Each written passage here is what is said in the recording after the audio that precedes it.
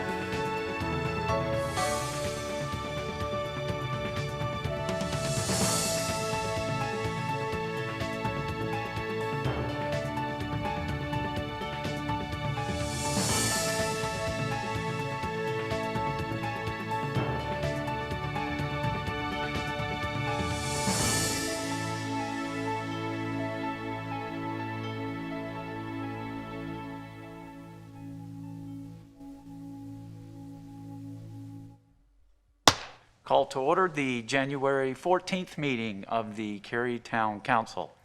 I'd like to thank you for joining us tonight from your home. As we continue to follow the governor's state of emergency orders, we are streaming tonight's meeting virtually. We all had our temperatures checked before entering the chamber, and as you could see, we've adjusted our seating arrangements to maintain proper social distancing. Each person has been given hand sanitizer and a mask to use as they deem appropriate. The majority of council is present here with me tonight. To meet the requirements of our remote meetings law, we have one council member participating remotely through WebEx, and that's council member Laurie Bush. Thank you for joining us remotely, Laurie. Can you hear us? I sure can. Wonderful. All right, we're going to start by doing a ceremonial opening, and I'll recognize Mr. Urha for that opening. Thank you very much, Mayor. It's a new year, and it's a very special year here in the town of Cary because it's our sesquicentennial, which means that the town of Cary will be celebrating its 150th birthday this year. We've been planning these celebrations for a couple years now. There's been a citizens task force, which is made up of members of our standing boards and commissions, assisted by the town staff, our talented town staff, led by our talented Cary clerk, Ginny Johnson. And they've been planning a lot of stuff for us, and I thought I would just outline a couple of the things that are going to be happening in 2021. One, there's going to be a documentary film produced by an award-winning local filmmaker. We're going to have a play that talks about Cary history involving the Cary players. There'll be a self-guided driving tour and walking tours downtown and around Cary. There'll be a tree planting element to the celebration. There'll be commemorative items for sale. And from now and then, there'll be a little history presentation right here during our council meetings. And COVID permitting, we're going to have a big downtown festival targeted for the end of July called A Day to Remember, and it will be. Let's hope it can happen. And then in November, there'll be a masquerade gala with a charitable element to it. There'll be a website that'll be up at the end of January. Don't look for it now, it's not ready. But by the end of January, there'll be a website up where you'll learn more about all of these things. And on it, there'll be a chance to record your Cary memories and stories on a virtual scrapbook, which should be a lot of fun. We hope there's a lot of participation in that. So we encourage every citizen to participate in the celebration in some way because there's going to be something for everyone. Speaking about participation, don't forget this weekend's MLK Dream Fest. Saturday, Sunday, and Monday is virtual this year, so it's easier than ever to participate in. But right now, I'd like you to participate in the Pledge of Allegiance to our flag. Pledge allegiance to the flag of the United States of America and to the republic For which it stands, one nation, under God, indivisible, with liberty and justice for all. Mr. Urha, I want to thank you for that. I look forward to the other information. And one bit of information I'd like to share is if you want to know the actual incorporation date, it's on April 3rd, 2021 is the celebration. And the easy way to remember that is month, day, and year, 4, 3, 2, 1. Blast off. Blast off. So really cool year, a lot of good things happening. I look forward to your historic updates. Okay, the first order of business is to adopt our agenda, and I would entertain a motion to do so. So moved. There's a Second. motion and a second. Any discussion? With a roll call vote, I'll start with Councilmember Bush. Like, Aye. who's remote today? Councilmember Bush. Aye. Mayor Pro Tem France. Aye. Councilmember Urha. Aye. Councilmember Robinson. Aye. Councilmember Smith. Aye. Councilmember Liu. Aye. I vote affirmative, and we have an agenda unanimously. First order of business is the report from our town manager, so at this time I'll recognize Mr. Stiegel. Thank you, Mayor. Thank you, Council. This week, we've unfortunately had 521 new COVID cases in Cary, just in Cary. That's nearly 75 new citizens catching the virus every day. Highlighting that point, and we're still doing better comparatively in Wake County, even at that level. And unfortunately, since the pandemic began, 16 of them have passed. So I'm astounded by these numbers, as I'm sure you are as well, and asking everyone to keep in mind that no one knows how many others have it and are asymptomatic and potentially spreading it. So in 24 hours, we'll see the start of another holiday weekend, which brings with it more opportunities for people to gather, more opportunities for us to let our guard down, and more opportunities for people to potentially contract the virus. This particular holiday, Martin Luther King Jr. Day, is often commemorated by citizens through community service projects. I would like to offer that, in my opinion, the best way we can serve each other and our community is by staying well. For our part, all of the town of Cary's Dreamfest events will be virtual this year. Thank you, Mayor. Thank you, Mr. Stiegel, and I echo your comments. You know, we've been at this 10 months now, and you think you've had enough, but we're still at the peak. And we say that every time we have a meeting, we're still peaking. So we need to double down, we really do, and just hang in there because change is coming, but it's not now. So thank you for bringing that up. Thank you, Mayor. We now move to it's the second presentation. It's the 2020 Comprehensive Annual Financial Report and Presentation of Annual Results.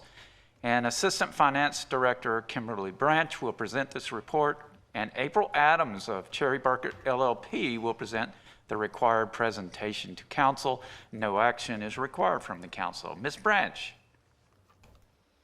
Yes, good evening, Mayor and Council. I am so delighted to be presenting to you tonight for the very first time. A lot of what you will see will serve as a refresher to you. During Karen's most recent monthly financial update in November, some of the year-end reporting was illustrated at that time. Tonight, myself, along with our audit partner, April Adams, come to you to formally present the audit results and the comprehensive annual financial report, what we know as the CAFR, to you for public consumption. I will cover for you what Cary-wide spending looked like for the year and what some of the major activity that occurred during the year ending June 30, 2020.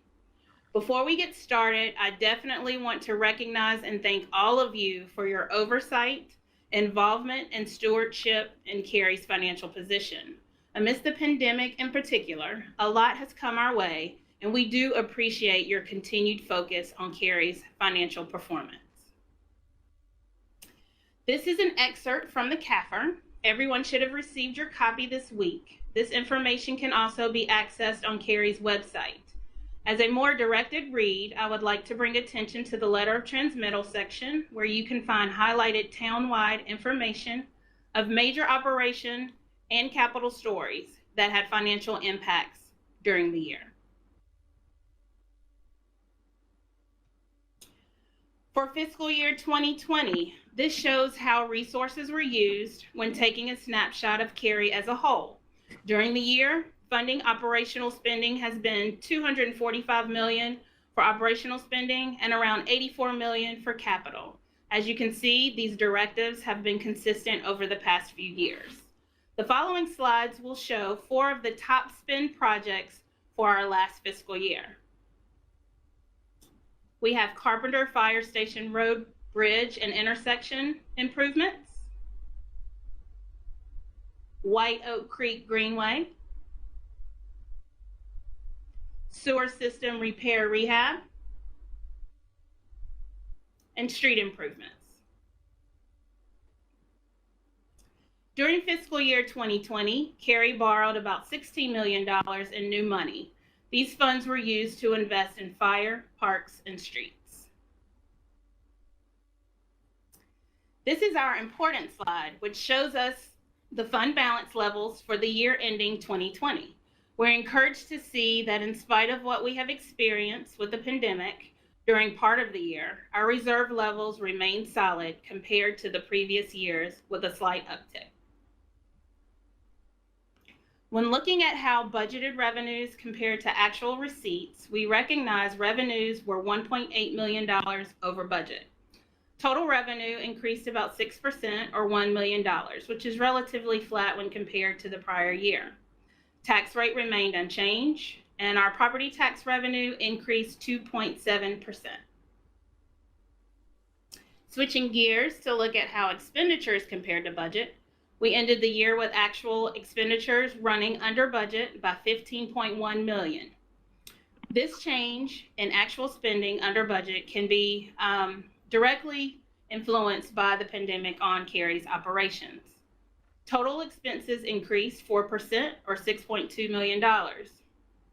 We continue to invest in personnel costs and technology initiatives. As we shift to discuss the utility fund, it's important to note that this chart is slightly different than the previous charts, as this illustrates the actual revenue compared to the actual spending. Previous charts were based on a budget comparison.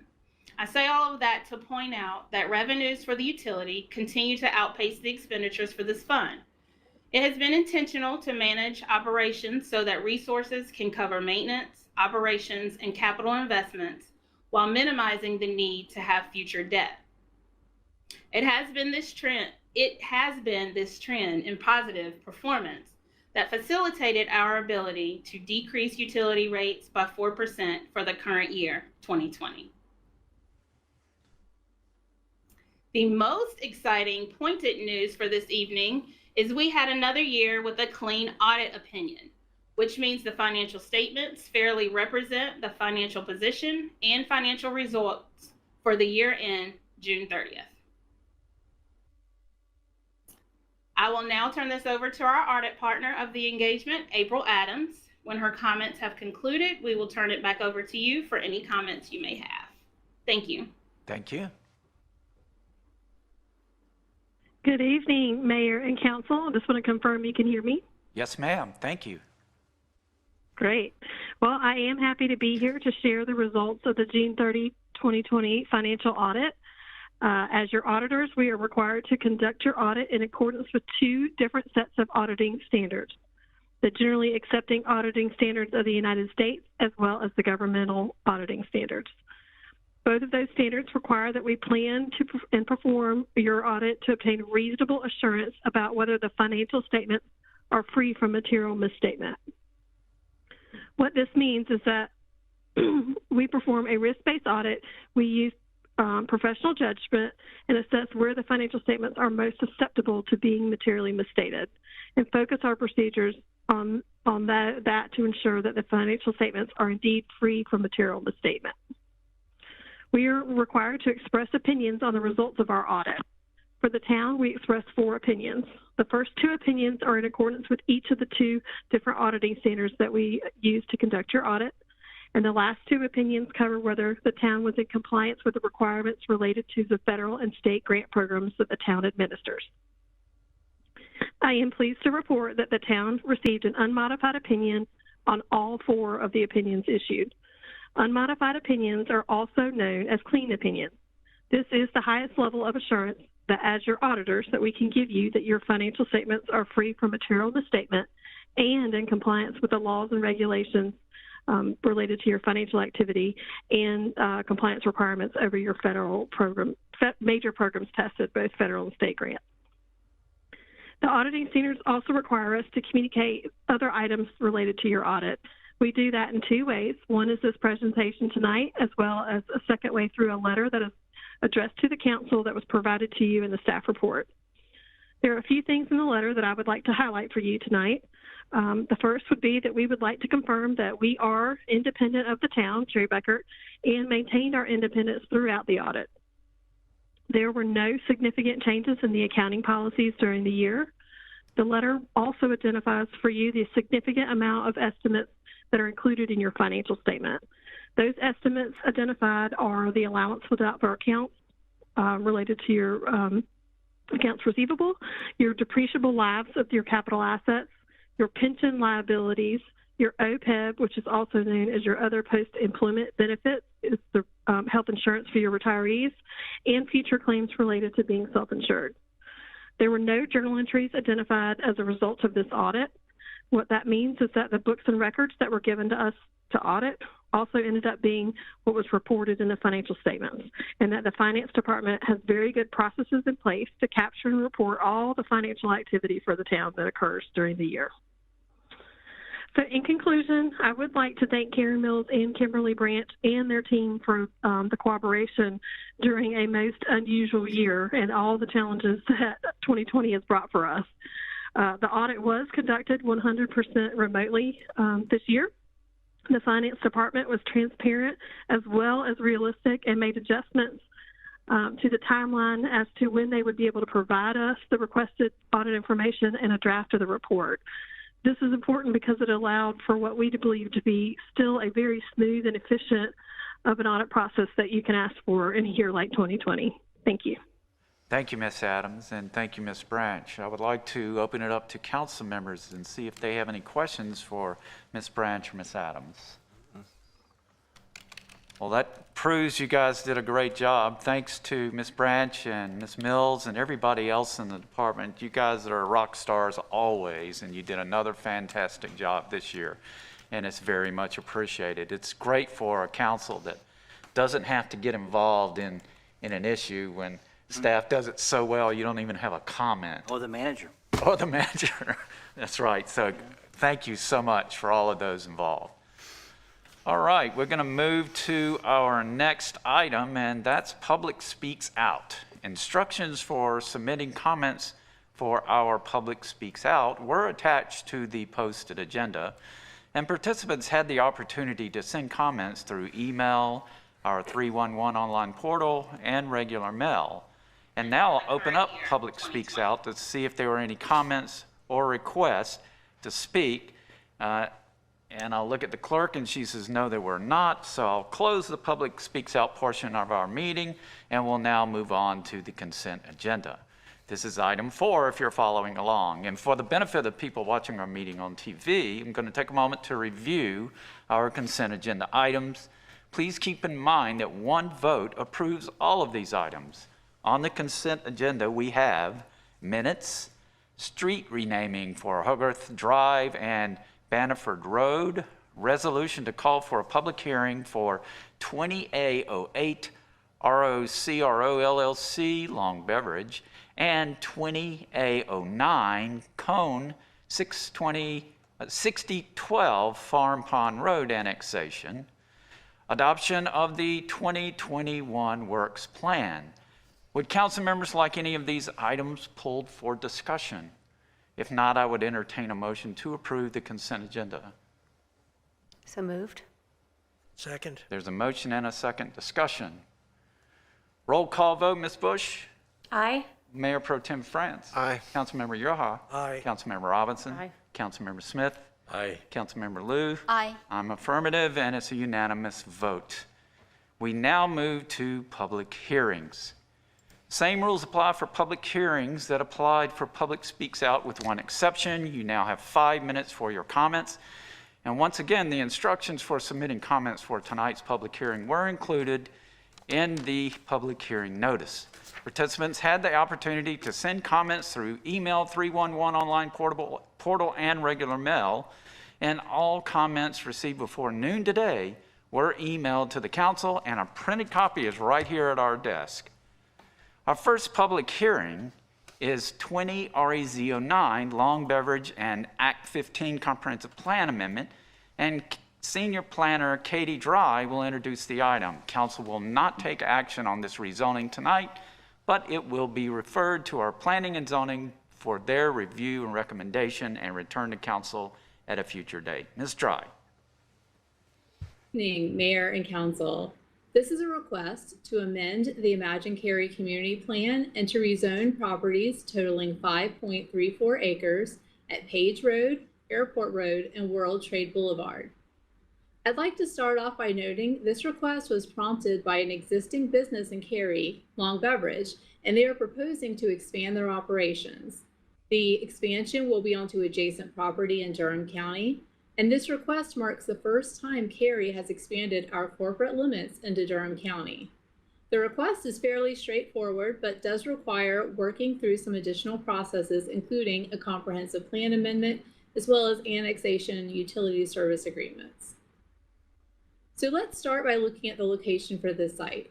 The subject site is adjacent to the existing corporate office and warehouse and distribution site for Long Beverage, located at 10,500 World Trade Boulevard. The purpose of this request is to allow Long Beverage to expand their warehouse and distribution area to properties to the west. As you can see, most of the property to the west is within Durham County, and therefore it doesn't have a future growth framework map designation per the Imagine Cary Community Plan.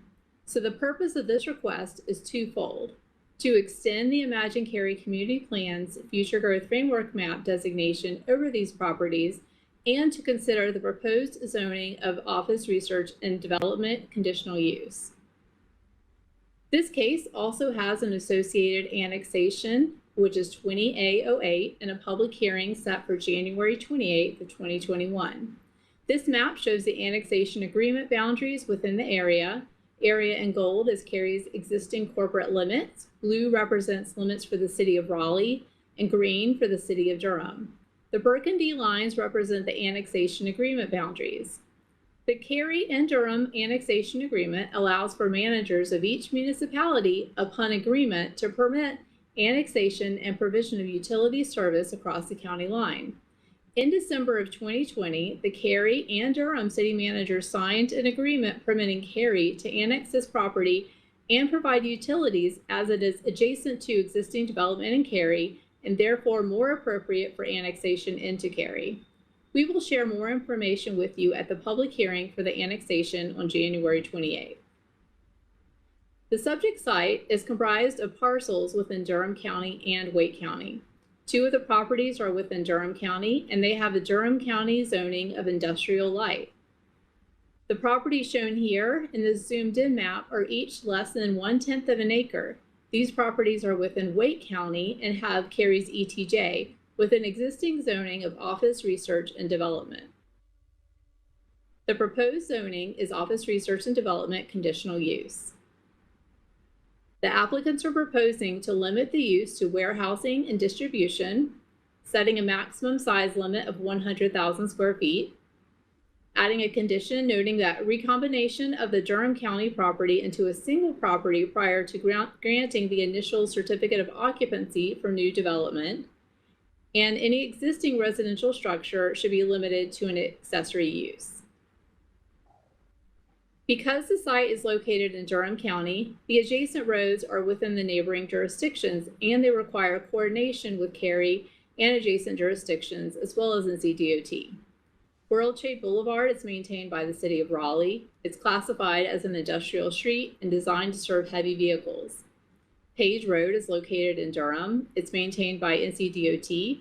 Today, it's a 2-lane road with no curb and gutter or sidewalk, but it's anticipated to be widened to a 4-lane divided street in the future. Additional right-of-way is likely needed to widen the road. Airport Road is also located in Durham and maintained by DOT. Today, it's a 2-lane road with no curb and gutter or sidewalk, but also anticipated to be widened to a 4-lane road in the future, and additional right-of-way is likely needed.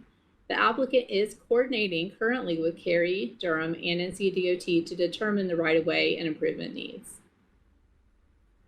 For the Imagine Cary Community Plan analysis, first we will look at the Comprehensive Plan Amendment, followed by the rezoning request. The subject properties are located at the southern end of World Trade Center Business and Industrial Park, which is north of NC 540 and Aviation Parkway. It's also in close proximity to the Raleigh-Durham International Airport. The proposed future growth framework map designation is Business and Industrial Park. This is consistent with the adjacent designation in Cary.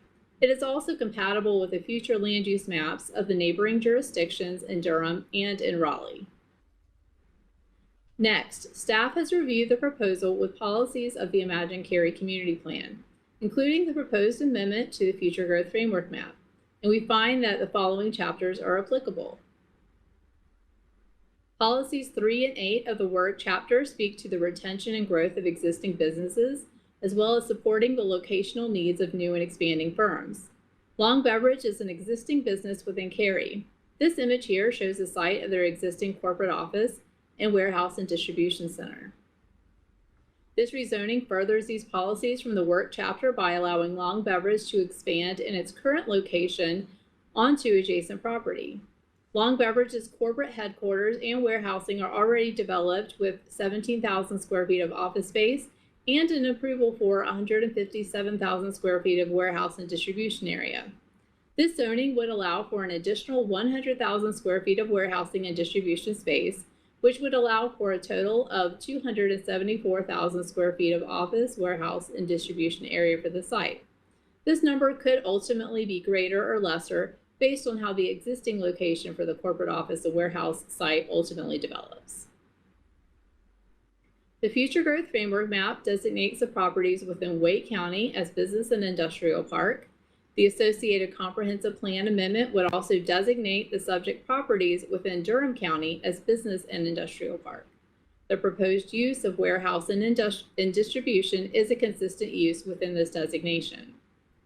Policy 6 of the SHAPE chapter addresses appropriate transitions between land uses.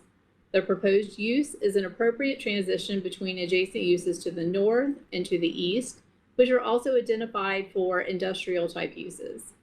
Properties across Page Road are zoned residential in Durham County, but they're also designated on Durham's future land use map for industrial uses in the future. Cary's streetscape along Page Road of 30 feet will assist in this transition. A neighborhood meeting was held on November 18th of 2020. There was one person who registered but was unable to attend the virtual meeting. The applicant's representative was able to follow up with the registrant and answer any questions. Since this case was advertised for a public hearing, we have received no phone calls or emails. A notice of the public hearing was mailed to property owners within 800 feet of the subject site, published on the town's website, and posted on the subject property. The mail notification distances exceeds the minimum mandated by state law and the land development ordinance. This concludes staff's presentation. The applicant's representative, Jason Barron with Morningstar Law Group, is on the line and will share with you an overview of the request. Mr. Barron, you may begin. Thank you, Mr. I. Good evening, Mr. Mayor and members of the council. Jason Barron with Morningstar Law Group here on behalf of the applicant in this case. Mr. I has done a thorough job, I believe, of covering what I would consider the nuts and bolts associated with the rezoning. I just want to touch on one particular item related to what has necessitated the need to move in this direction. As you're probably aware, Long Beverage is a well-established beer, wine, and beverage distributor that covers a 10-county region centered on the Triangle and has been a Cary corporate citizen for the last 15 years. The existing site is located on World Trade Boulevard at Page Road, consists of 182,000 square feet on roughly 17 acres and has a current tax value of approximately $17.25 million. In 2019, Long distributed 6.5 million beverage cases from its Cary location. And that sounds like a lot. However, in 2020, early in 2020, Long acquired Mims Distributing Company. And as a result of this acquisition, along with Long's continued strong market growth, Long distributed roughly 10 million cases in 2020 from its existing facility, which is roughly a 50% increase in distribution year over year. With this aforementioned increase in sales volume, Long needs to hire approximately 100 new people to work at this distribution facility, hence the need to add property to their existing site and bring it into the town of Cary for purposes of providing utilities. And so the rezoning request that is before you tonight is seeking to add up to 100,000 square feet of additional warehouse and distribution facility is centered around Long's need to address the significant current market demand associated with the beer and wine distribution that they have going on. And so with that, I'm here to answer any questions that you may have. Also with me is Andy Porter. He is the engineer who's been working on the site, and he can answer any questions that you may have related to planning and engineering around this concept. Thank you very much. Thank you, Mr. Barron. Now's the time for the public hearing, 20 REZO non-long beverage and Act 15 comprehensive plan amendment. And I'll check with the town clerk to see if there were any comments received. No comments received and no call-in speakers. All right, very well. So therefore, I will close the public hearing. Next step in the process is for our advisory board, called the Planning and Zoning Board, to review this and give us their recommendation, and it will return to council at a future date. But before we do that, I'll ask council if they have any comments or questions before we move on. Just one question. Okay. Why does it have a Raleigh address? Post office? Is that a post office thing? Yeah. Yes. Okay. Do we, All right. I'm sorry. sorry, may I ask, do we anticipate in the future that little sliver to the south of that coming into Cary? I don't know. Ms. Dry, can you answer that question? I can look into that and provide more information as a follow-up to this request. Okay. Thank you. Any other questions? All right. Thank you, Ms. Dry. We'll move now to our second public hearing, 20 REZ 10, which is 6012 Farm Pond Road rezoning. And planner Aaron Puckett will introduce the item, and council will not take action on this rezoning tonight, but it will be referred to our Planning and Zoning Board and returned to us at a future date. Ms. Puckett. Thank you. Good evening, Council. This is a request to rezone approximately 5 acres located at 6012 Farm Pond Road. The site is located on the northeast side of Farm Pond Road, approximately 400 feet west of its intersection with Davis Drive. There is an existing dwelling on the property, and the applicant in this case has indicated that the purpose of this rezoning is to bring the property into Cary's jurisdiction, which would allow them connection to the new water line in this area. The Holt Road water line project is almost complete, with the water line installed and undergoing testing, and will be available to serve citizens by February of 2021. There is an annexation request associated with this property as well, 20A09, which will have a public hearing at a subsequent meeting. According to Cary's GIS data, there are no stream buffers present on the property, but field determination of such features would be required at time of development plan should this site be developed for another use in the future. There is a future street side trail along the site's frontage on Farm Pond Road. Again, if this site were redeveloped in the future, construction of the trail would be required at that time. Currently, Farm Pond Road is a 2-lane road with no curb and gutter or bike and pedestrian facilities. The future roadway widths map indicates Farm Pond Road is proposed as a 2-lane collector street for the area shown in the dotted teal line on this map, with a street side trail on the north and sidewalk on the south, and striped bike lanes. Farm Pond Road becomes a local street past the southwest corner of the property, which would require sidewalk on only one side of the road. If the property remains as it is today, with one detached dwelling, or developed as an expedited subdivision into no more than 3 lots, roadway improvements would not be required. The property is currently located in Wake County and is zoned residential 40 watershed. The applicant is requesting to rezone the property to residential 40 and watershed protection overlay district. As the request is for a rezoning to a general use district, there are no zoning conditions associated with this request. While the applicant has indicated that there is no intent to subdivide or develop this property at this time, staff note that if a development plan was proposed for the site, the property could be subdivided for up to 5 R40 lots or developed for any of the non-residential uses permitted by right in R40, which consists predominantly of low-intensity land uses such as agricultural, civic, and recreational uses.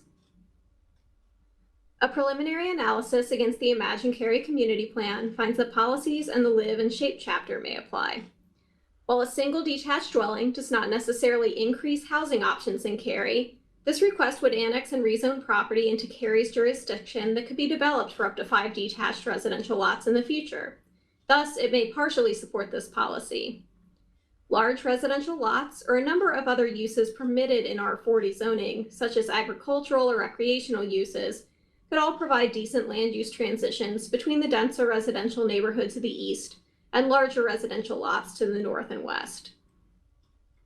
The Future Growth Framework map designates this site as being in a traditional neighborhood. This designation supports detached dwellings as well as limited non-residential uses, such as civic or neighborhood commercial uses. The R40 zoning would allow for detached residential lots or a number of civic or open space and recreational uses. A virtual neighborhood meeting was held on November 18th, and 5 nearby property owners participated. Questions and concerns were primarily regarding the Cary Waterline project on Farm Pond Road. Staff have received no additional calls or emails regarding this case, other than one email for the public hearing this evening. Staff mailed public hearing notification to property owners within 800 feet of the subject site, which exceeds both the state and Cary's LDO requirements. This concludes staff's presentation. Following the applicant's comments and the public hearing, we are available to answer any questions. Dr. Cohen, the property owner and applicant, is on the line, ready to speak to this request. Dr. Cohen, you may begin. Erin, thank you very much for the introduction and the clear description and all the assistance. And to the town council, thank you for all of your hard work during these difficult times, working remotely and such. I am both a Cary business owner and nearby property owner. I enjoy living here, and we are struggling with a well and septic system right nearby a active water line. We have dug multiple attempts to gain more water on our property and simply would like to be annexed in order to access the water line that is running in front of my property. That is the main reason for the annexation, and I really appreciate Erin's assistance in helping us facilitate this. Thank you. Anything else, Ms. Puckett? That's all I have at the moment until the public hearing, Mayor. Okay, so now's the time for the public hearing for 20 REZ 10, 6012 Farm Pond Road rezoning. And I'll recognize Ms. Puckett once again to summarize any comments she may have received, and all comments received before noon today were emailed to the council and printed copy was given to the council at tonight's meeting. Ms. Puckett, anything to summarize? Yes, Mr. Mayor, we received one email from Nizar and Miriam Azam stating that they are opposed to the rezoning request, but did not provide any further explanation. And that concludes the emails we received. Thank you, Ms. Puckett. I understand we have no callers on the line. That's correct. So I'll close the public hearing and open it up to council members for questions or comments. Seeing none, the next step in the process is to send this to the Planning and Zoning Board for their review and recommendation, and it will return to us at a future date for final action, and that's probably in a few months. Thank you, Ms. Puckett. We now move to our third and final public hearing, 20 REZ03 Twin Lakes PDD rezoning. Senior Planner Katie Dry will introduce the item. Council will not take action on this rezoning, but it will be referred to our Planning and Zoning Board for their review and recommendation and come to us in a future date. Ms. Dry. This is a request to amend a portion of the Twin Lakes Planned Development District to allow 230 multifamily dwelling units. This rezoning request was submitted several months ago and has had multiple reviews with staff. This case is also more complex than many rezoning cases, so I'm going to spend some time presenting to you specific information to ensure that you and the public are aware of the details associated with this request. The 5.6 acre site is located at 10,152 Lake Road Boulevard. The property fronts Davis Drive, Hatches Pond Lane, and Lake Road Boulevard. The image shown here is a view of the property frontage along Davis Drive. Along portions of the northern and southern property lines, the site is adjacent to Morrisville's jurisdiction. Cary's limits are shown in gold and Morrisville's in blue. The zoning is Planned Development District Major. The Twin Lakes PDD is a 300-acre project that was originally approved in 2004. Within Twin Lakes, there were 9 residential tracts and 5 mixed-use parcels. The request before you tonight is for property in the MU3 tract. This is labeled MU3S, or South. MU3 North was rezoned in 2018 to allow for age-restricted multifamily units. Tracts MU2 and MU3 North were also recently developed with a Wegmans grocery store and several inline tenants, as well as Overture Senior Apartments. The MU tracts have a shared allotment for uses, including commercial, office, institutional, and residential multifamily. This rezoning would remove the MU3 South parcel from the shared use allowance and limit the use to 230 residential multifamily units. So this is where I'm going to provide you some of the details that I promised you at the beginning of the presentation. This slide shows you some of the allowed and remaining allocation for shared uses in the MU parcels. MU2 was developed with a Twin Lakes Center and used 115,000 square feet of retail, 2,800 square feet of office, and 8,650 square feet of restaurant. The remaining undeveloped parcels range in size from 1 to 1.7 acres, totaling about 4.3 acres. These parcels have a zoning entitlement to develop with up to 135,000 square feet of retail, 107,000 square feet of office, 16,000 square feet of restaurant, 50 multifamily units, and 150 assisted living units. But due to the size and the shape of these remaining lots, it is unlikely the actual yield would be that high.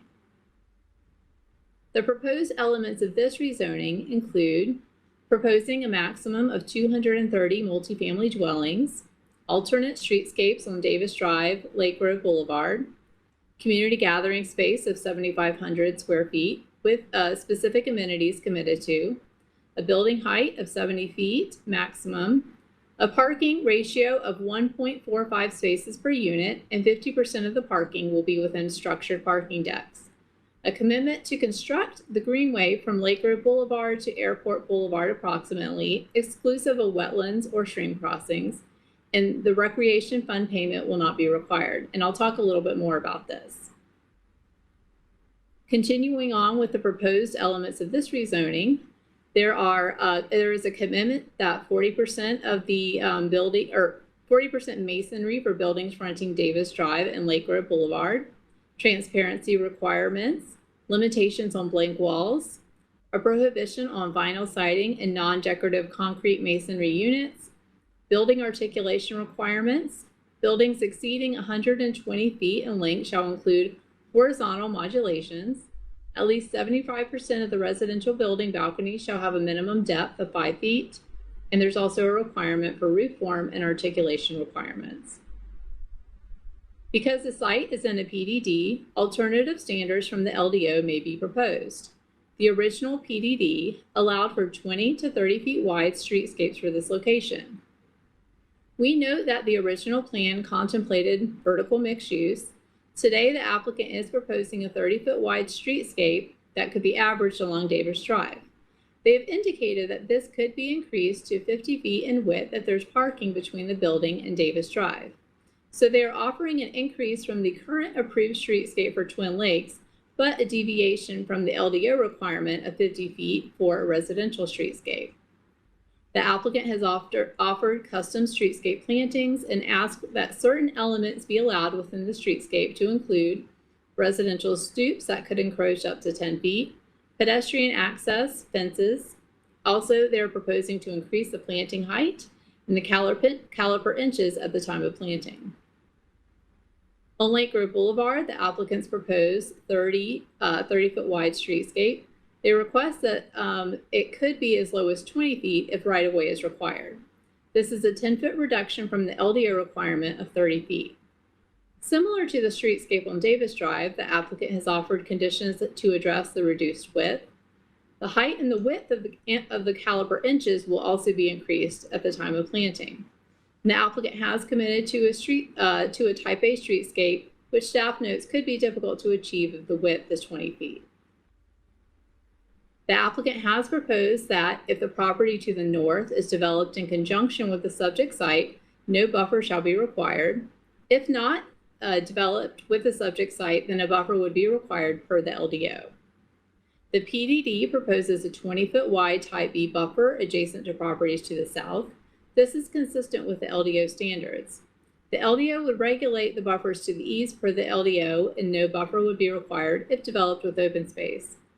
I'd also like to take a moment to clarify a point in the staff report. The applicant is seeking approval to grade and replant the entire buffer for all interior buffers rather than just 50%. We will update the report before it goes to the Planning and Zoning Board. The proposed parking ratio is 1.45 spaces per unit. This represents a reduction to Cary's LDO requirements. The applicant's justification letter states this represents a 37% parking reduction. However, staff notes that percentage of the reduction could vary based on the ultimate breakdown of bedrooms in each unit. A minimum of 50% of the parking will be within parking structures, and the applicant has proposed that any portion of a parking deck along the southern property line that is not wrapped shall screen ramps with horizontal elements. And now, Council, I'd like to briefly update you on the status of the parking study that Cary is completing. Our consultant successfully completed parking counts in December of 2020 and have provided us with a first draft this week, which we will be reviewing in the coming weeks. We anticipate the study to be complete in the early summer of 2021. Staff's initial review of the Imagine Cary Community Plan finds that policies from the Live, Work, Engage, Shape, and Move chapters are applicable. Policy 2 focuses on expanding housing choices townwide. This proposal would add to the mixture of housing within the immediate area. Our GIS data indicate that properties within a half mile of the subject site show that the housing mix currently consists of 58% detached dwellings, 29% townhouses, and 13% multifamily units. The Future Growth Framework map designates the subject site with a commercial center category. Commercial centers are generally anchored by grocery stores or equivalent, and they may have residential, office, or institutional uses. The proposed multifamily development would increase the overall mix within the Twin Lakes PDD. However, additional multifamily units would also limit other uses such as office. A commercial center also states that development should create a compact, walkable environment, and that walkability can be enhanced by limiting the use to surface parking so that buildings can be sited closer to one another. The proposed rezoning commits to 50% structured parking, which directly addresses this policy. The rezoning also commits to building a greenway from Lake Grove Boulevard to Airport Drive, excluding wetlands and stream crossings. Looking at the Engage chapter, the site is directly adjacent to a future Town of Cary neighborhood park. Land for that park was dedicated with the original Twin Lakes PDD. Because of this prior dedication and the wording of the approved Twin Lakes PDD document, the developer of the existing Twin Lakes PDD was not required to pay the recreation fee for multifamily units. With this PDD amendment, the applicant is seeking a similar approach and asks not to be required to pay the recreation fee. Staff notes, however, that this rezoning would add 204 residential units to the overall PDD, which were not contemplated in 2005. The site is also adjacent to the Twin Lakes Greenway, Corridor, and Loop Trail. The applicant has committed to construct the western alignment of the greenway, generally extending approximately 3,000 feet from Lake Road Boulevard to an existing segment south of Airport Boulevard, but excluding wetlands and stream crossings. There is an existing 10-foot wide street side trail along Lake Road Boulevard and Airport Boulevard, to which the proposed greenway will connect. The completion of this greenway would complete an important connection to the Hatcher Creek Greenway in Morrisville, which ties into the Crabtree Creek Greenway to the north.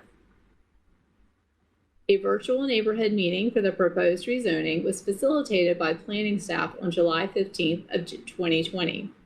According to information submitted by the applicant, 6 nearby property owners participated.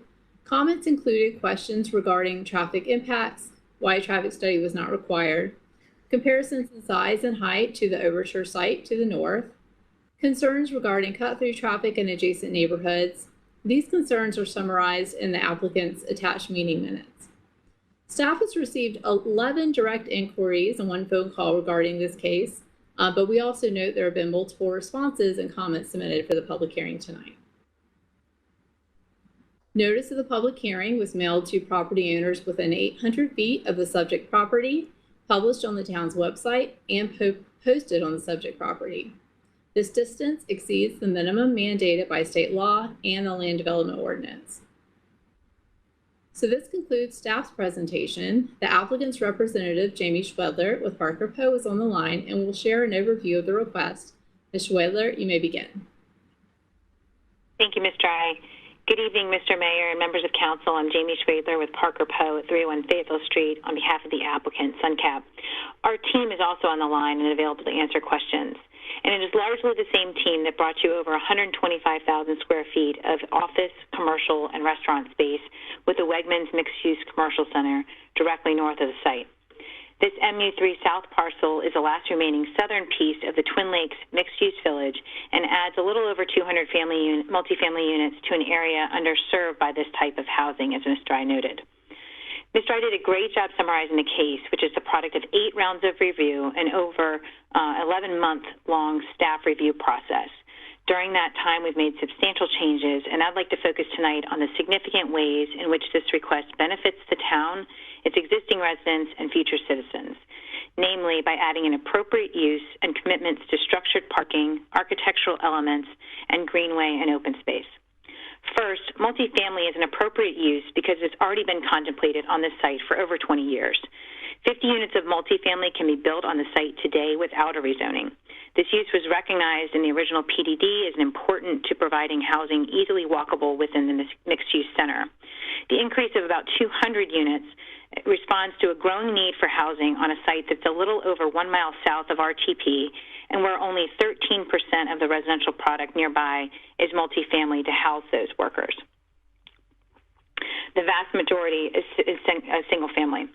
Not only was that need for housing recognized when the PDD was adopted over 20 years ago, it was reflected in 2017 when Council adopted the Live and Shape chapters of the Imagine Cary Community Plan, which recognized multifamily as an incidental use appropriate in the shopping center designation. And it was acknowledged in 2018 in the Overture age-restricted rezoning, where it was pointed out that housing targeted toward millennials was needed in this area. The staff report, in fact, in this case, made the same observation and noted that this site could offer exactly the sort of location desired by the workforce. And it was also true last month when North Carolina was named the top state for corporate investment in creating new jobs by Business Facility magazine. Much of that investment is eyeing the vacant land directly north of the site in RTP for corporate relocations and needs this type of housing to supply for their workers. We recognize that the original PDD also allowed for office or commercial uses, but even if those uses could viably compete with the large office sites available in RTP, both office and commercial uses would result in more traffic and more environmental impact than the proposal before you tonight. If developed for office, for example, the site would need about 2 50,000 square foot buildings to be viable, which would result in about triple the traffic volume than what we're proposing. And development by right would result in far less protections for the environment. It would be surface parked with the minimum LDO community gathering area, more impervious area, and the same amount of streetscape width because the PDD allows the reduced standards and would not include the greenway construction. In some, multifamily is a better use and is already contemplated as a use on the site. Second, we've committed to 50% of the parking to be located in structured parking. The PDD did not require this, but this commitment avoids the sea of parking that the PDD design standards were written to discourage and responds to the desires the Council has expressed for recent multifamily projects. It also allows us to bring the buildings closer to Davis Drive and reduce the parking footprint. Third, Ms. Dry showed slide 8, which summarizes the page long of architectural commitments in our proposal, including the facades fronting Davis and Lake Grove must have a minimum 40% masonry, no blank walls wider than 20 feet, and the elevations must have vertical bays with offsets or projections. It also includes standards for roof form and articulation, the concept of stoops along Davis Drive, as well as screening of the garage ramps with horizontal elements. Together, these ensure high quality and visual variation. And finally, our greenway and environmental commitments are significant. We're offering 7,500 square feet of community gathering area, which is over 6 times the amount required, and we're committing to elements such as outdoor lawns, exercise stations, and dog walking areas. This is in addition to our offer to complete the western side of the greenway around Hatches Pond from Lake Grove Boulevard to just south of Airport Boulevard, as Ms. Dry showed on slide 17. In the area in orange. In the original PDD, this greenway was to be built by the town, so we'd be advancing the delivery of a key public amenity for residents to use for recreation and as a means to walk or bike to dinner instead of driving. We excluded wetlands from the zoning commitment because they are located on town land and require separate approval by the Army Corps of Engineers, but we will work with the town at site plan to pursue those approval. With respect to the multifamily rec fee, this is consistent with how both the overture and original PDD was written because over 60 acres of open space and roughly 10 acres of parkland was provided in that original PDD directly adjacent to our site. So we're not asking for any different treatment here. However, our estimates show that the construction cost of this greenway commitment is at least equivalent to and likely far more worth than what we would otherwise be paying in that rec fee. So it's still a significant public interest benefit to the town. And we'd be required to deliver it before our first certificate of occupancy, so residents who have long awaited for this greenway would have this amenity constructed by our build-out, which we anticipate to be late next year if approved. Throughout the site, we've also oversized landscape materials for larger caliper buffers, even where they weren't required. And as Katie noted, our streetscapes exceed the existing PDD requirements. The original PDD required only 20 and 30-foot streetscapes, and we've committed to minimums of 30-foot streetscapes on Davis Drive with a 50-foot option if there's intervening parking. We've also did not have a commitment or not have a requirement in the original PDD for any streetscape on Lake Grove Drive, but we're committed to a 30-foot streetscape with a minimum of at least 20 feet, including a 10-foot street side trail. We believe that the sum of these commitments and the need for multifamily housing in this area supports the request and complements the uses in this mixed-use center. We'd be happy to answer further questions from the council. Thank you. Ms. Dry, anything else? No further comments from me, Mayor, until the public hearing. Okay. Now's time for the public hearing, 20 REZ03 Twin Lakes PDD rezoning, and I'll once again recognize Ms. Dry to summarize comments received. All comments received before noon today were emailed to the council, and a printed copy was given to council at tonight's meeting. Ms. Dry. Yes, so for the public hearing, we have received 74 written public hearing comments from 62 individuals. Within the comments, there were 52 concerns expressed regarding the loss of trees, wildlife, and the impact on the environment. 30 expressed concerns about traffic congestion, and 20 mentioned air and noise pollution. 5 stated that schools in the area were already capped, and 7 felt that multifamily use was too dense of a use for the area. And lastly, 6 would prefer to see the area developed as a recreation area. Thank you, Ms. Dry. This time I'll ask our town clerk if she has anybody on the line to speak. No one on the phone. Okay. So I'll close the public hearing at this time, and I'll open it up to council members for questions or comments. But before I do that, I would like to emphasize a point that was made by the applicant, that this has a zoning by right, which will allow development today without any council decision. And that would be retail and office, I believe. Is that correct, Ms. Dry? And/or senior housing. And/or senior housing, that's right. So there are concerns about trees going down.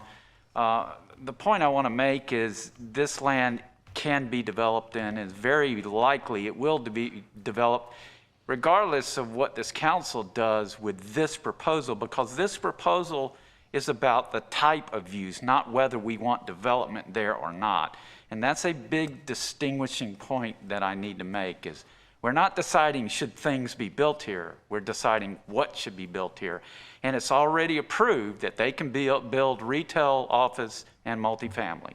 So that's the starting point, not can it be green space. That's not the starting point. So that's very important to understand. And then I want to explain the process because I think a lot of our citizens that commented are not understanding the process. So we had the applicants meeting that was last summer, and then right now we're having the public hearing. We take all this input, and then it goes to an advisory board made of citizens, and they're going to review this input, they're going to take other input, they're going to hear from staff, and then they're going to evaluate it with the Cary Community Plan, and they're going to make a recommendation to the council. And we're going to take input from the public, input from staff, input from the Planning and Zoning Board to make our decision. And that's going to occur several months from now. Likely 2 to 3 months is usually the average. I'm not sure how we're doing with the pandemic, but that's usually about the pace we go at. So we're at least a couple of months away. During that time, you're invited to contact a council member by email or whatever other means. You can speak at any council meeting at Public Speaks Out, or you can contact us in any other way you would like. But I'd recommend that you contact Katie Dry, who's the staff liaison on this project, and she'll be able to help you with any questions you may have with this project.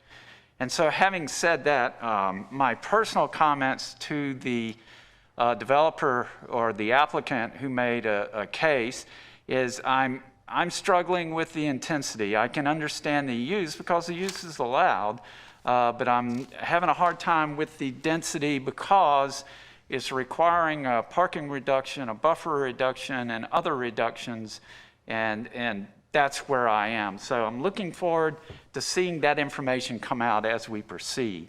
And those are my comments, and I'll open it up to council members that want to make other comments. Ms. Robinson. I have a question regarding the greenway, because in a couple of places it said that the greenway will be built except for in wetlands, and I forget what the other terminology was.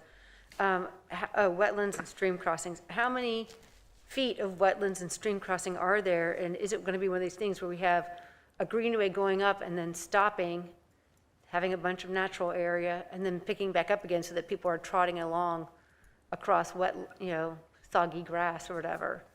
So I'd like to understand what that implication is by that term in there.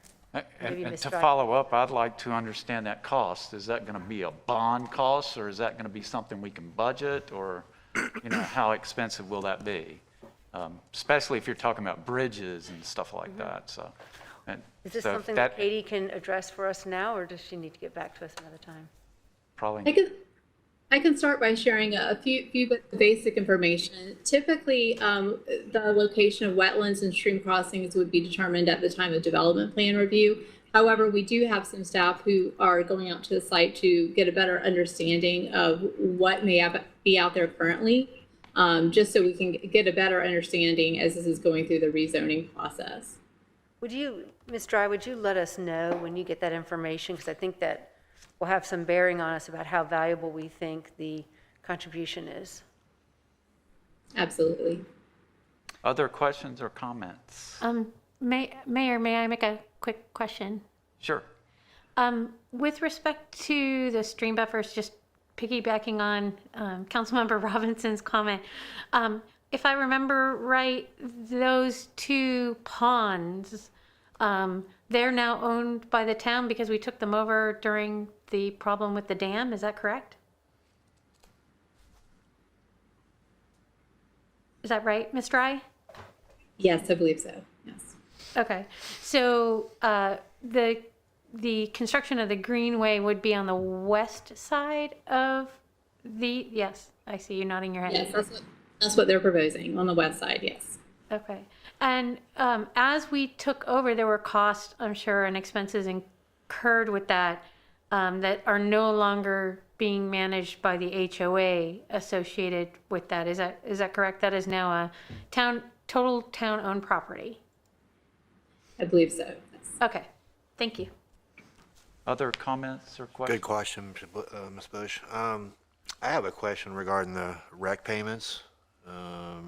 Have we ever done anything like this before where we've, since the PDD was approved so many years ago, but they come in for rezoning, that we don't charge the rec payments because, is there a precedent for this?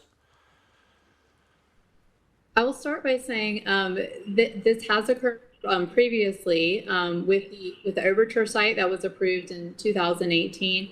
There was a very similar request. They noted that due to the existing parkland dedication as far as Twin Lakes in the past, that they would no further open space or recreation space would be required. And so this case is asking for the same request. Okay. I wonder if, like, Cary Glen neighborhood, Cary Park neighborhood was kind of the same situation where they donated a bunch up front, and then when the little parcels came in subsequently, there was no extra charge for them. Okay. Sorry, I didn't hear that. There was an extra charge, or what? There was, I don't think there was. I mean, okay. I'm just going back on memory, but Right. Cary Park came in and donated a bunch up front, and then their parcels came in over many years after that for development. Yeah, there was the statement made by the applicant that the construction of the greenway minus wetlands and stream crossings would be equal to or more than the rec fees would be. Can we get some, data information to back that up when it comes back to us? I'd just like to be sure. And then I would also love to know the impact of the streams and the wetlands and what that burden might be to the town and the taxpayers as well. Certainly, I would think that if this were to be approved and they were constructing, we would absolutely want to partner with them at that time, pool resources and such, and get the best bang for the buck, but really need to understand what that is. Yeah, I'm wondering if it's more cost, that they don't want to take on the cost of crossing the wetlands or the stream, or if they don't want the environmental regulations. They didn't want to go through, I think, the environmental permitting process, put that burden on the town, Yeah. which, it may be easier for us, given we do it all the time. I can clarify that if, Excuse me? sorry, I wasn't sure if that was directed to the applicant. Happy to clarify if needed. Sure. Go ahead. Go ahead. The reason for that inclusion was that we have to go through the permitting process, and we can't have a zoning condition that binds the Corps or says the only way this is going to get built if the Corps approves it.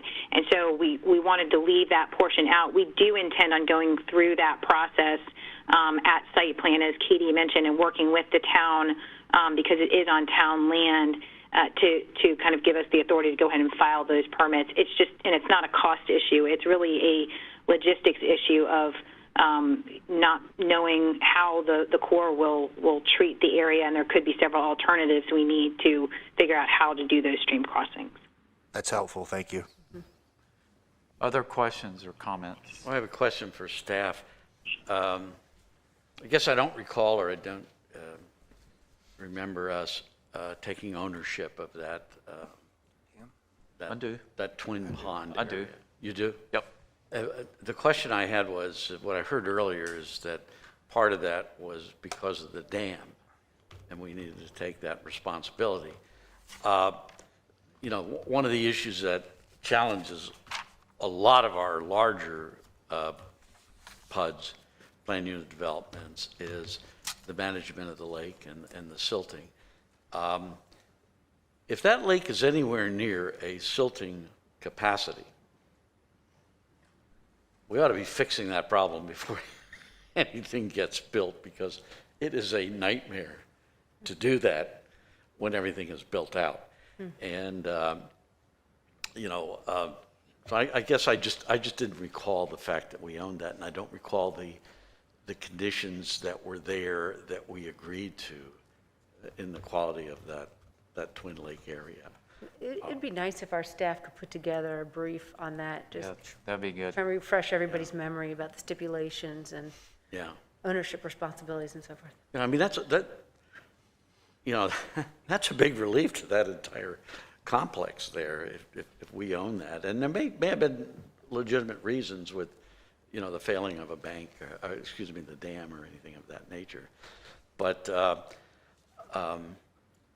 I think it's good that you, Mayor, quantified some of the distinctions at the beginning of this. And I think that I hope those that go through those chain emails and those action ones that don't give all the proper information so people are misled, I hope that folks are listening to that distinction, and I hope that they work with our town staff. I think the most critical point is something will be developed.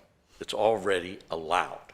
And when you're down to being built out at 85%, everything left is usually areas that have been in some manner problematic in the past, be it drainage, be it topography or whatever. And a lot of those areas have trees on them. I mean, it is so it's somewhat of a shock to new people coming in, but it's just important that people understand that when a rezoning comes through, our job is to look at, are the merits of that rezoning better than what's originally planned, and do they better comply with our community plan? That's kind of the thought process, unless I'm missing something. Better said than I'd said. Thank you. Yeah, so I mean, folks need to understand that we didn't become the great community we are ignoring the citizen voice, but at the same time, the responsibility is on the citizen to understand, what the law is and what's allowed to be done and what isn't allowed to be done. And this is just a classic area of some of those remaining open parcels. And it is when you look at an overhead picture and you see all of that tree canopy. And I'm not going to get into tonight what we as a town are doing, but in the end, I think we can all agree that we're doing the practices that increase our canopy, not reduce it. The problem is when it is reduced at certain spots, it's usually a visual shock to the system. And so again, I want to get off that soapbox, but I think there's a lot of merit in some of these things. I think, I don't want to repeat everybody else, but the sheer volume of the multifamily, and there's just going to be that natural reaction when 58% around it is single family. Right. And then we're looking at this. But multifamily can go there anyhow. That's the point. And what we're looking at are the other improvements that require the rezoning make this a better option for us and the community to consider. So, Very well said. And I'll just emphasize one last time, by right. By right, they can cut those trees down today and build, and we can't stop them. And would only have to meet minimum standards. That's right. Yeah. So that's a very important distinction. Thank you, Mr. Smith. Other comments or questions? Mayor, just one other item so that people who are watching are aware. I think a lot of folks might be surprised because it abuts Morrisville. So if you were driving down Davis Drive, people forget that basically those four corners at Morrisville, Carpenter, and Davis Drive are Morrisville. Then you pass Lake Grove Boulevard, and on the right, it's Davis Drive. I'm sorry, Cary, on that side of Davis Drive. So I do think there were some people who thought that was Morrisville because they own the commercial corners there. It's just I think something to be aware of. There's different standards as well, between our guidelines for building between Morrisville and Cary as well. So it's just something I think that some of our citizens might be interested in. Okay. Anything else? All right. Once again, this will go to our Planning and Zoning Board and will return to us at a future date. Thank you, Ms. Dry. We now move to our one and only discussion item. It's the Electric Sanitation Truck Diesel Emissions Reduction Act, DERA grant. Special Project Director Dana Whitmar will present the staff's report and council may take action. Ms. Whitmar, this sounds like fun. Okay, Dana, you're running cleanup tonight. So. Uh-oh. Is she on? I can see her picture. Is it working now? Yes, it's working now. Excellent. I'll be quick, Jack. I won't take too long. So good evening, Mayor and Council. I'm pleased to bring forward this agenda item. It's a fleet-focused tactic as discussed at the Council quarterly meeting in November. It is the first of many recommendations anticipated over the next several years related to Council's desire to further lead with environmental initiatives that improve operations and outcomes. Before we start, I'd like to acknowledge our incredible Public Works team. Our citizens regularly share stories about the extra courtesies they extend while out in our community. Our fleet management team, led by Scott Hecht and Brandon Pazinski, pursued this opportunity for an electric-powered sanitation truck. Prior work in fleet planning and budgeting, combined with a quick response to the state, made it possible for Cary to utilize these expiring federal funds. Fleet-focused tactics are specifically discussed in two Cary documents. The Strategic Energy Action Plan includes strategies for reducing energy used in operations. One strategy is to pilot new fleet technology, increasing fuel efficiency while improving operations. Testing the electric truck in sanitation operations is a big step forward, offering quieter service and contributing to improved air quality for our citizens. The Environmental Advisory Board carbon reduction recommendations also address community-wide emissions and reference leading by example. Staff will monitor emission reduction as part of the overall fleet strategy. This grant gives Cary one more opportunity to lead by example, since Cary will be the first to deploy this technology in the state of North Carolina and one of the first along the entire eastern portion of the United States. As you know, on a national level, we have been recognized by the 100 Best Fleets organization, ranking 20th on the Green Fleet Award. This is in recognition of the transition already occurring to reduce energy usage, including many different tactics in our fleet management program. Our procedure and procurement work allows us to consistently monitor fleet makeup, as well as fuel consumption and diversity. Monitoring our fleet utilization allows us to right size and right type with our annual replacements. We also operate a pool car program to reduce the fleet size. This grant allows us to utilize new technology in our sanitation operations. The Lion 8 electric model is fully equipped to handle usage requirements for Cary's sanitation services. Cary's truck will look similar to this vehicle, but with the Cary logo, and will be rear loading rather than side loading as shown in the example.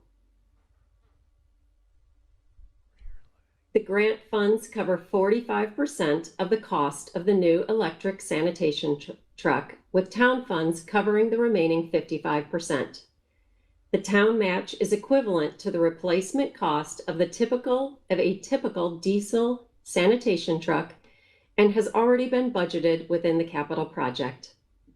Staff anticipates that the electric truck will have approximately $11,000 less in annual maintenance and operation costs, saving dollars in operations in addition to reducing energy usage and emissions. The life of the electric sanitation truck is anticipated to be equal to or slightly longer than a diesel sanitation truck, which lasts 10 years. Staff is proud to recommend that Council recognize and appropriate $252,375 in Diesel Emissions Reduction Act grant funds to the GG 1075 Sanitation and Recycling Truck Replacement Capital Project. I'm available for any questions you may have. Thank you, Ms. Widmar. I can tell you that personally, I'm excited. I want to see one of those come down my cul-de-sac. Today was a garbage day at my house, and so I saw the yard waste truck, the recycling truck, the garbage truck, all three of them, and I would love to see an electric vehicle come down the cul-de-sac to collect waste. And this is exciting, and I hope this is the direction we are moving as a town and as a council. And I'll open it up to my colleagues for their thoughts on this. I mean, I echo your comments, but like I told you at the agenda meeting, what I like about this is we're not buying 10 of these trucks all at one time. Right. We're getting one. We're going to try it out. We're going to see how it works, make sure, measure the pros and the cons and the cost savings and the efficiencies and all that kind of stuff. So I really like that part of it, that we're being very smart about this. So I look forward to see it. I'd like to go play with it.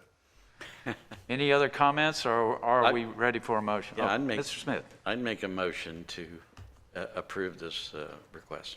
Okay, is there a second? Second. All right. Any other discussion? Roll call vote, Ms. Bush. Aye. Mayor Pro Tem Aye. France. Councilmember Yoha. Aye. Councilmember Robinson. Aye. Councilmember Smith. Aye. Councilmember Liu. Aye. I'm affirmative, and it's a unanimous vote. Thank you, Ms. Widmar. Thank you. We have no other business on our agenda this evening, so thanks everyone for tuning in, and this meeting is adjourned.